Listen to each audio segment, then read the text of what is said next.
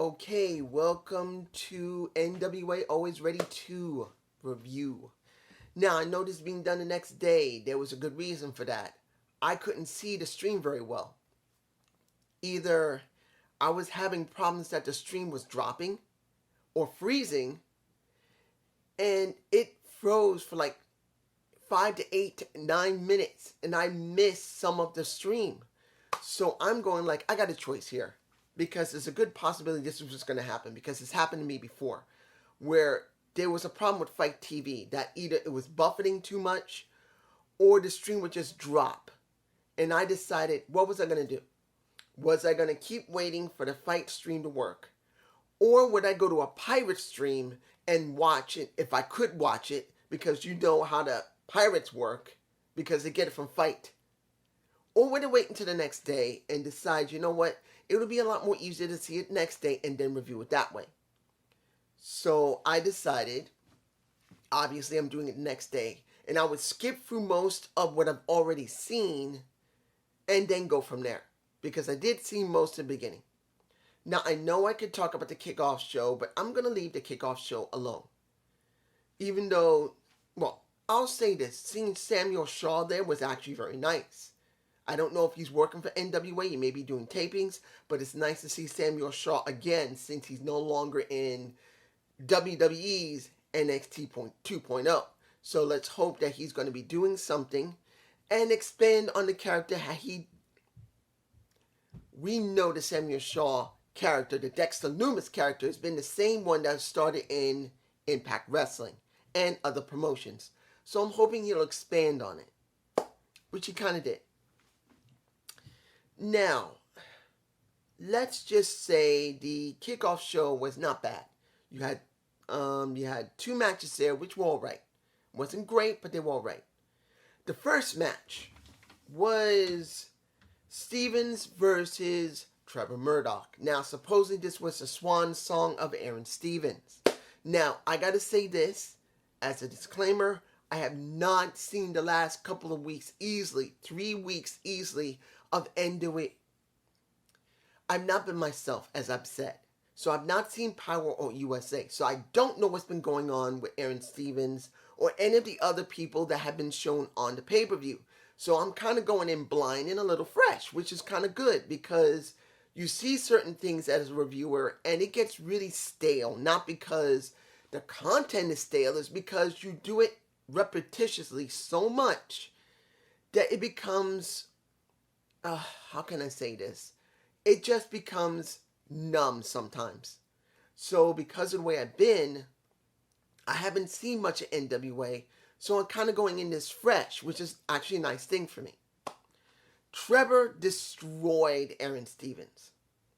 He just destroyed him. He just annihilated the guy. I mean, he didn't do it incredibly. Let me give it to you like this. Aaron Stevens is Aaron Stevens. He's not a bad wrestler. He's not a great wrestler. He's just there. He just is who he is. And the match was good. So when you see the interview, and I'm not putting in images in here. I was considering putting images in. I got them. But I want to upload this as soon as possible. If you see how he's looking at May. And they did, when I was watching, I did see May and him have a little bit of chemistry. And knowing that May is Brazilian, gorgeous piece of ass as she is, really, you wonder where they're going to go with this story.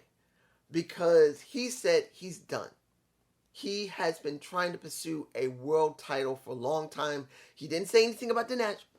He had the freaking national title. But he wanted the world title. So, Mr. Stevens says, as much as he has gained stuff from wrestling, and as he still loved it to a certain extent, he's done. And now, supposedly, he's got to take it for himself, and to take it for May, and he's ready to go to Brazil with her. Now, the question's going to be, and this is a very interesting thing, I don't know in real life if these two actually have a real relationship. They probably do not. Or maybe they do. But the question is, whether it's a real relationship or not, how are they going to structure this on Power or USA? What is Aaron Stevens going to be doing with May?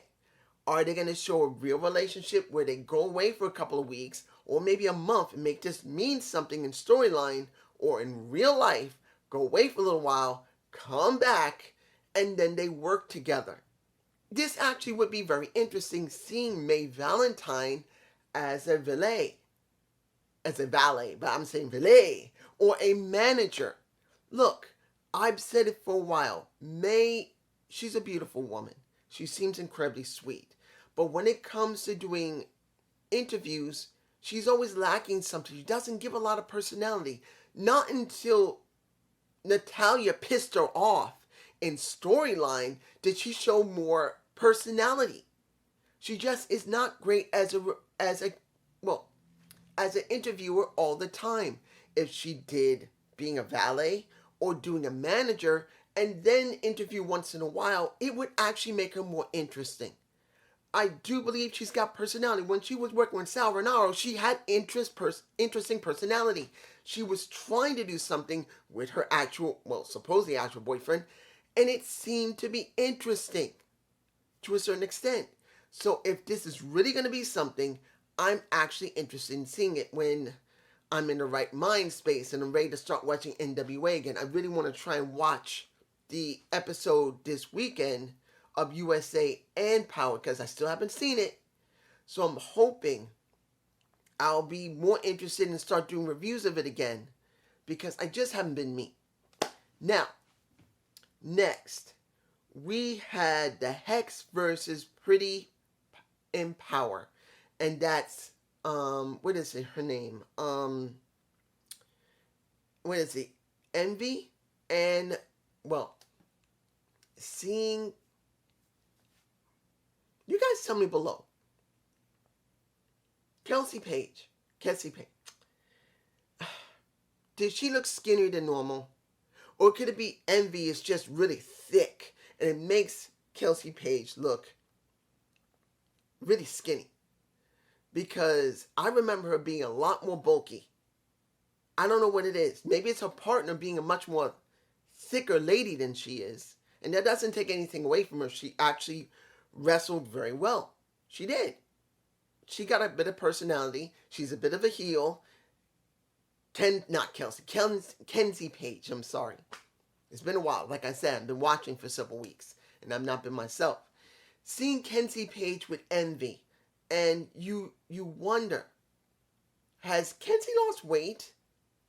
Or it's just that Envy is just a much more larger woman than she is. Thicker. And it makes her look smaller. Because I don't remember her being that thin and skinny. She looked like she lost weight. Now, it doesn't mean that's a bad thing. It's what I noticed.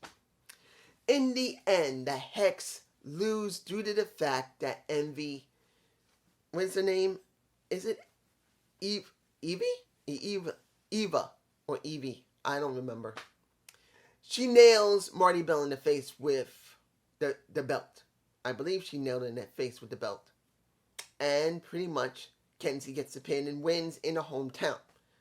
Good. No problem with that. Now, the Junior Heavyweight Championship. Now, this is where it gets interesting. We get 2 matches instead of 1. We get PJ Hawk versus Homicide. A really good match. PJ did a good job in Homicide.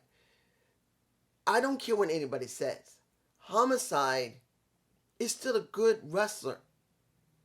And he shows his personality. He's stone cold, straightforward, and normally doesn't get upset or frustrated. It was a good, most of the time, technical match. And in the end, you see Homicide winning. I wasn't surprised. There was no way. Look, the guy just got the Hall of Fame. He just got it. There's no way he's going to simply just job to PJ Hawks unless he's leaving the company. And I don't believe he's going to leave the company for a while. I believe they're going to let him run with this title for a while. He can't have the world title, but the junior heavyweight title, of course, it makes sense to have him there because having a veteran there will give it more legitimacy until the time when he's ready to drop it. But then the Fixers come out and beat the crap out of him. And then Luke Hawk comes out. And then the Mortons come out. But then guess what? It's all about Kobe Carino. He got his ass whooped once already. And I do believe I remember that a couple of weeks ago when I think I might have seen it. I think it was like 2 or 3 weeks ago the last time I watched. And I think Kobe did try and got his ass whooped. So here we get it again. And then he gets his ass whooped again and he's mad as hell. So you wonder where they're going with Kobe. I don't know. Will they do something with him eventually trying to get the title? I just don't know. You guys tell me below. Now, a very interesting match. The debuting Taya Valkyrie in NWA. I do not know if she signed. As far as I know, she's signed with Impact Wrestling. But it does not mean she can't go anywhere she wants and do some tapings if she wants. As far as I know, she's signed with Impact. I think she's signed. But she does have a deal where she can go to any promotion she wants and do some work there. So she finally appears in NWA. This is when I was wondering. If you guys remember, I did talk about a Taya Valkyrie just going to NWA because of what was going on in AEW and also Impact Wrestling. There was nothing wrong with her going to NWA, and now she's maybe in NWA, or maybe she's just doing some tapings, but she's airing in NWA. And she went up against Natalia Markovich. Woof! Two very big women, strong women, thick women, trying to break each other's faces. And seeing the skinny ass Terrence Terrell trying to make sure, I can't stand that Terrence Terrell is trying to take the thunder away from a Natalia Markovich. Don't like that. Natalia's my woman. Nobody got the right to take her spot. Even though, yeah, Terrence is, of course, she's beautiful. She is. She used to be Drew McIntyre's woman. He's not someone to just go after someone who don't look. In the end, what did we get? And I'm like, why? Why would you let Taya Valkyrie job to Natalia Markovich? Unless this is, yes, a debuting Taya Valkyrie, but maybe just this one time she would debut, but she won't come back for a while. And this is to try and let Natalia Markovich actually get a win over a well-established name in the wrestling industry. That's the only reason that would make sense. Unless they're trying to say that Taya needs Terrence to get her over in NWA. I just don't see the reason why she had the job there. It made no sense why she had the job. Yes, she got interfered with by Terrence Terrell, but it does not mean that she needed the job. I didn't want to see that. I really do believe seeing Natalia losing to a Taya Valkyrie wouldn't have hurt. I really do believe that. But seeing that upset me. Moving on. The national title match. Sorry if my throat sounds a little hoarse. My allergies are up. Haven't taken my allergy medicine yet. I gotta take it. I don't want to go to sleep while I'm trying to do this video and then upload it. But was the national title match good with Jax Dean and the Chris Adonis? It wasn't bad. I know Chris, he has his moments where he just sucks. And he has his moments where he does really well. Here, he did pretty well. I know not everyone likes a Chris Adonis. I know they don't like Chris Masters. But he does have his moments where he does a decent to good job. And this is one of them. He did a good job with Jax Dean. In the end, Jax Dean won. Does it mean that Jax Dean is the right person to hold the national title? No. I don't think so. I would rather see Mims get that damn title, particularly after what happened with Mims versus a Tyrus. And I will talk about that in a minute, but you get my point. Cyon versus Tom Latimer. Now, this was interesting because you now see a Austin Idol working with him. It looks like they flipped the script. You see now a Tom Latimer acting like a face, and now you see a Cyon acting like a heel with his daddy. It was interesting to see a Tom Latimer, well, Tom has never been a face, but he's just someone that's kind of Stone Cold-esque, that he don't play by anybody's rules. He plays by his own rules. He's gonna be a good guy that could act bad in any moment. He can flip the switch and do whatever the hell he wants. That is Tom. That's the way I see him. Anybody else, of course, you'll see him in a different way. But was this a good showing for Cyon? Yes. Did Cyon lose the match? Yes. Did he get mad as fuck because he couldn't get the job done? Yes. And did you see the majority of the time that it's Austin Idol trying to keep his boy calm while he's losing the damn match and then getting frustrated? Yes. This is actually interesting. I'm not saying that this is actually a great thing, but it actually will get Cyon over to a certain extent, to the point where I do believe when the time is right, he will take off that mask. And there's going to be one or two things that I believe is going to happen. One, he will admit that in real life that is his father. Maybe. Or two, when he removes the mask, he will be lying to a Austin Idol. Austin Idol said, "You're not my son." He says, "Of course not, bitch," and knocks the teeth down his throat. And anybody that's in Austin Idol mania. Now, I'm not saying that will happen, but it would be interesting. I'm just saying. Now, the TV title match. This was an interesting story that I said earlier, just now, that I'd rather see Mims go after the national championship than the TV title because of the performance that he did. Because, as you saw, Mims did finally do a body slam on a Tyrus. Now, I gotta say, I did see Tyrus on Chris Van Vliet's video. And this doesn't take anything away from what I've said about Tyrus for quite a while. He's been out of shape, and he really needs to work on his shape. He's slowing down. Now, mind you, he is in his 40s. But I do believe that he can last a lot longer if he get himself in a little bit better shape. That's what I believe. That would be a better quality. Hearing what he said on the podcast, I respect the guy. Because I can understand to a certain extent. Look, the guy is part white. He's black, part white. And being mixed myself, being as light-skinned as I am, being part black with Puerto Rican, where you think, well, there ain't no problem with that. Wrong. You actually think a person like me has gotten it easy?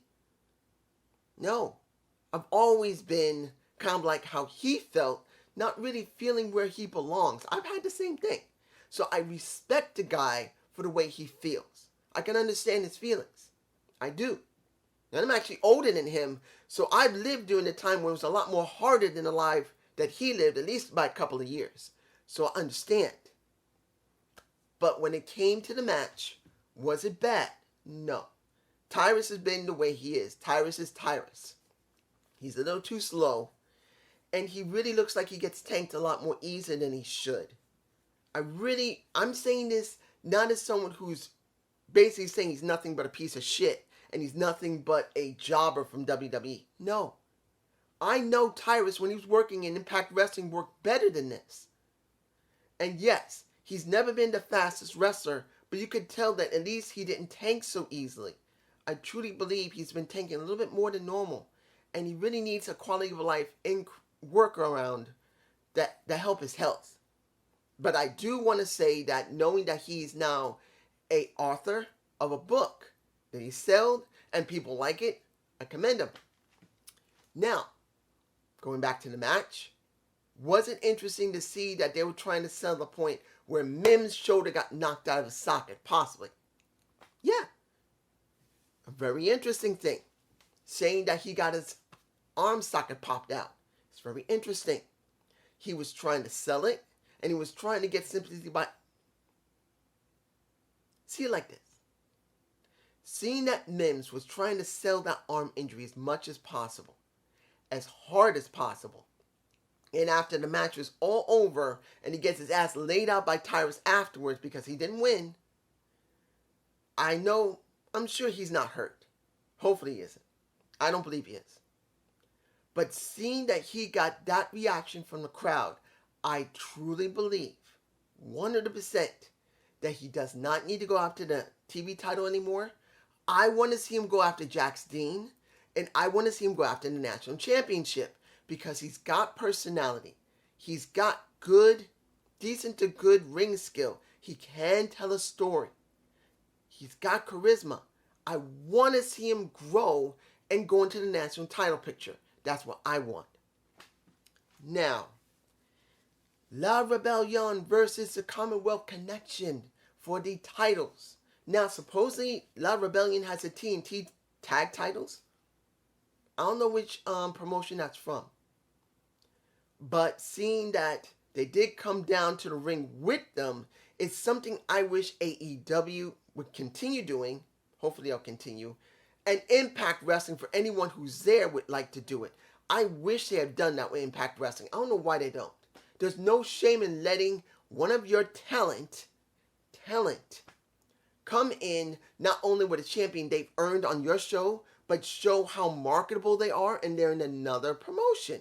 There's nothing wrong with it. AEW's done it. Why not Impact? I really believe they should be doing that. Now, one point. We got Doug Willing. Seeing Doug get his nose busted open was interesting to see that he did not stop. And this is what I love about Doug Williams and Homicide. Yes, they're older wrestlers. Homicide's 45, and I believe Doug Williams is at least 52, 54 years old. But they are still functionable enough to be in a ring and still go very well. Ricky, I'm not against Ricky Morton. He's 66, nearing 67 years old right now. But honestly, he needs to be more of a manager than he should be wrestling. Because you don't see his partner anymore. His partner, he's not there. Either he's saying, you know what, I'm done, I'm retired, or he's hurt, or he's taking a break. But clearly he's not there, and he's only working with his son, Kelly. So, I believe his name is Kelly. I forgot his name. I think his name is Kelly. But the point is, Ricky needs to really consider becoming a manager from now on for his son only, and not really wrestle much. He should be doing that. There's nothing wrong with it. The guy's got a gift of gab, so I think he could do well. But when you see this match with Doug Williams, he proves why he's still a good wrestler. Fundamental catch-as-catch-can wrestler. He's still very good. Yes, is he slower? Yes, he is slower. And it's up to... It's really up to... Dave, he's the only one that's going to make the match work the majority of the time. And that's what happened with La Rebellion. But in the end, seeing that Commonwealth Connection won is actually a good thing. I really do believe they needed to win and they needed the titles. I do believe that. Okay, the next match, I believe her name is Kelly King versus Camille for the Burke. Now, this is very interesting. At one point during the night, and this is that point, the last two matches, which was for the Burke and for the world title, you don't see Velvet Sky. She's gone. And it's Bully Ray that shows in. He shows up. He shows in. He's now actually commentating. And he's being friendly and everything. And I don't know what that means. It could just be a one-off. Or maybe he might be doing some commentating for NWA. Maybe Velvet said, hey, why don't you come in and do some commentating? Maybe he'll do commentating for USA. You never know. I don't know. Maybe he'll do it for Power. Or maybe he'll do it for USA. Maybe it's just one-off. Possible. But he's there with Kelly King, who comes from his academy, 3D Academy. And supposedly, he knows Camille as well. Now, was this a hard-hitting match? Yes.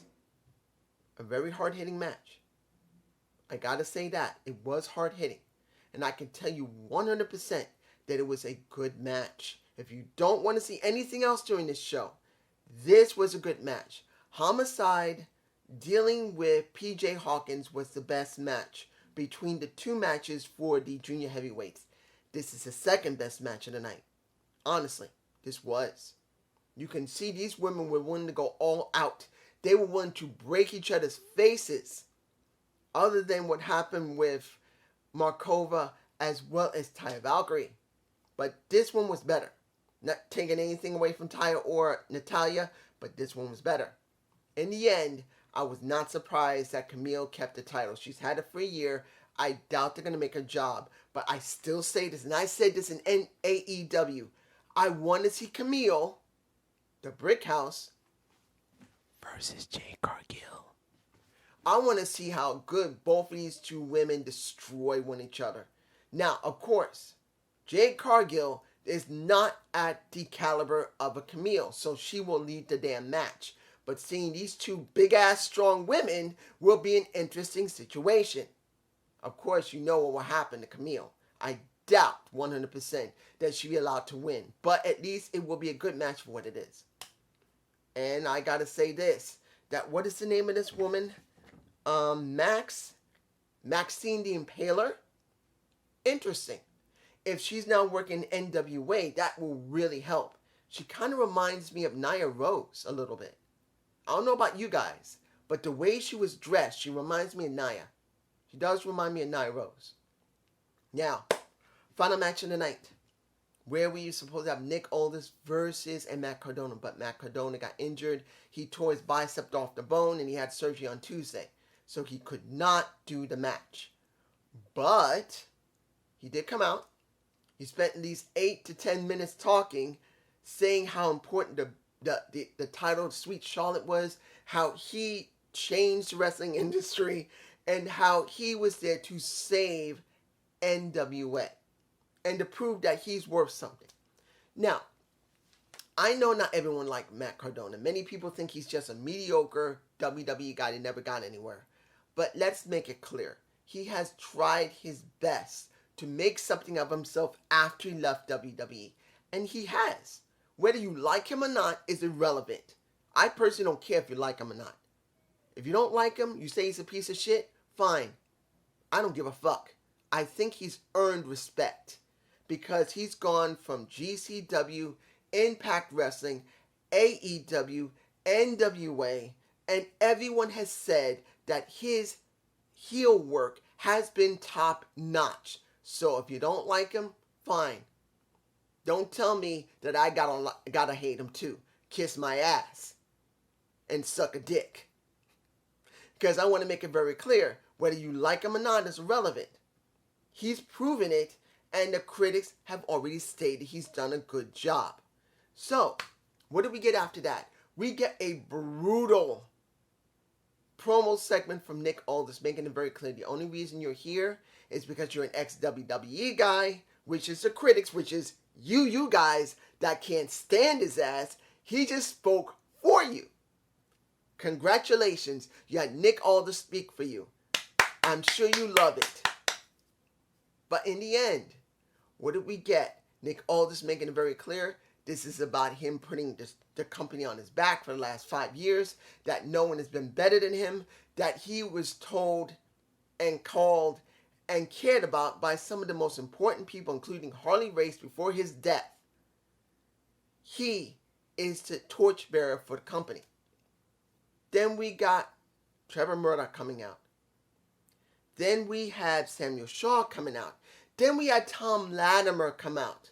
And you see the Brick House come out and say clearly, my man is going to be in this damn match because it's his time. He's earned it. And then that's what got me kind of like, he has earned it. Tom Latimer, out of anyone in that company, has worked in several different storylines, and next to Nick, has kind of earned the right to be in that title picture right now. He had earned it. And when he approached a Billy Corgan and told him simply, you know me for a while, we worked in the same promotions, and pretty much you've been my boss a couple of times. But if you don't think I'm going to get into this damn match, you got another thing coming. In 20 minutes, I'm going to be leaving with this damn title. In the end, finally after Nick said what he needed to say, and Trevor didn't really say much. Didn't say anything at all. And Shaw pretty much said after facing Tom, I want in. Billy said, let me have the title. He puts it up and he points to everyone, including Tom Latimer. You're in. And this is what I'm thinking at the time. Going 1/3 into the match. You know, the person that really needs to win this is going to be one of two people that will probably win. It'll be Nick or it's going to be Trevor. That's what I thought. Those are the two that's going to probably win. The one I do believe deserves to win would be Tom. And that's the person I truly believe that should have won. Honestly.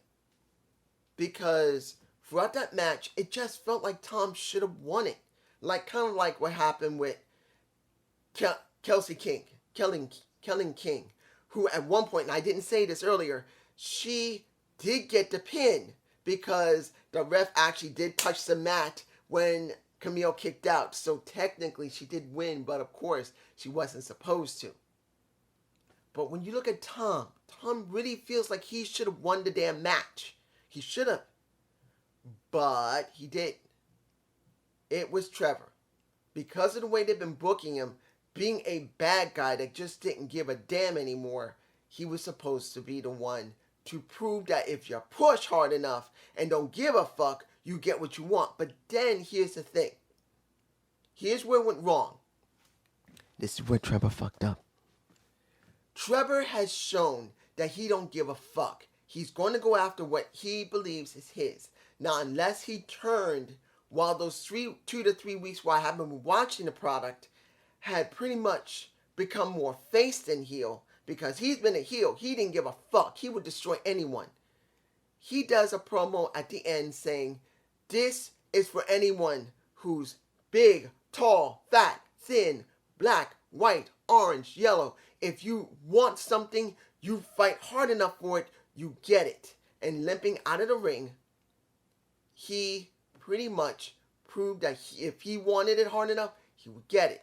He shook Billy's hand, he shook Billy Ray's hand, and he went to the back, and that was the end of the show. But for me personally, since I didn't see the last 2 to 3 weeks, I say 3 weeks, I haven't watched easily. I don't know if he turned face. You guys can tell me below. But as far as I know, he hasn't. So what he just did goes against what he's built, counting if he hasn't already transitioned back to a face while he's been trying to get his position. I don't know. But as far as I'm concerned, this show was surprisingly good. It was. This pay-per-view was surprisingly good for me personally. Now, I'm hoping that once I feel a little better, I will start doing reviews of NWA again. I can't say I am.